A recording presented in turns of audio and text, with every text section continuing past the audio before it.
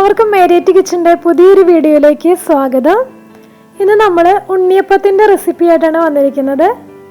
അപ്പോൾ അതെങ്ങനെയാണ് ചെയ്യാൻ നോക്കാം. ഇതുപോലൊരു വലിയൊരു പാത്രത്തിലേക്ക് 750 ഗ്രാം മൈദയും അതേ അളവിൽ തന്നെ 750 ഗ്രാം റവയുമാണ് എടുത്തിരിക്കുന്നത്. രണ്ടും ഈക്വൽ എമൗണ്ടിൽ എടുക്കാം. ഇനി നമുക്കിതിലേക്ക് 10 ചെറിയ പാളയംകോടൻ പഴം മിക്സിയിൽ നന്നായി അടിച്ചത് ഇതിലേക്ക് ചേർത്ത് കൊടുക്കാം.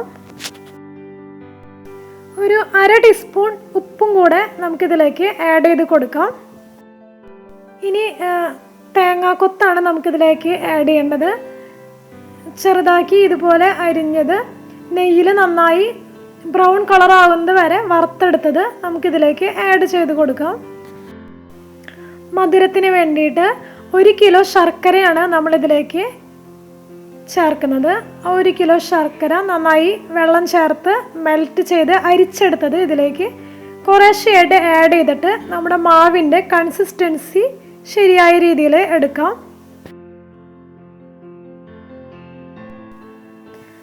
കൈ വെച്ചിട്ട് തന്നെ നല്ല രീതിയിൽ മാവ് കുഴച്ചെടുക്കാനായിട്ട് ശ്രദ്ധിക്കുക.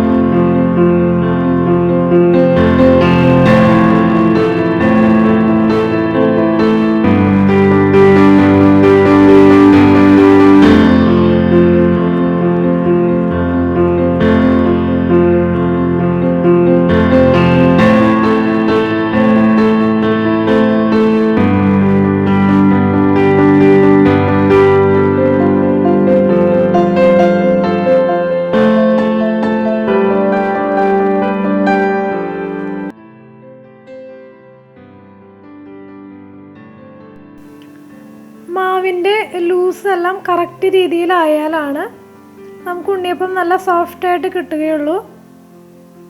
അതുകൊണ്ട് ഒരല്പം വെള്ളം കൂടെ ചേർത്ത് കുറച്ചും കൂടെ ലൂസാക്കി എടുക്കാം നമുക്ക് മാവ്.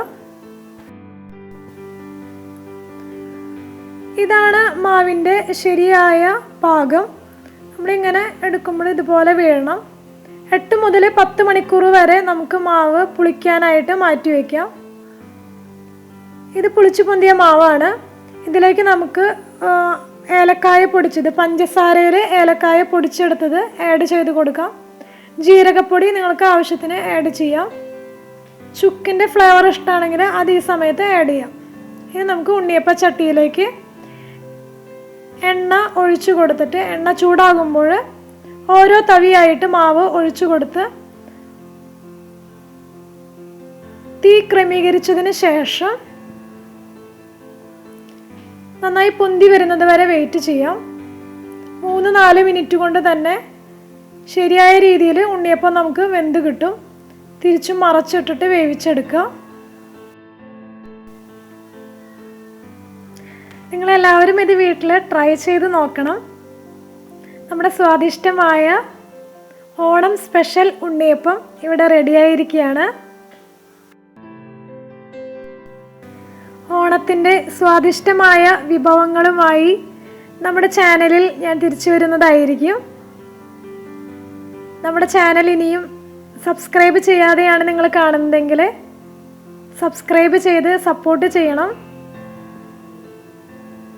വീഡിയോ ഇഷ്ടമായെങ്കിൽ ലൈക്ക് ചെയ്യാനും ഫ്രണ്ട്സിനും ഫാമിലിക്കും ഷെയർ ചെയ്ത് കൊടുക്കാനും മടിക്കരുത്.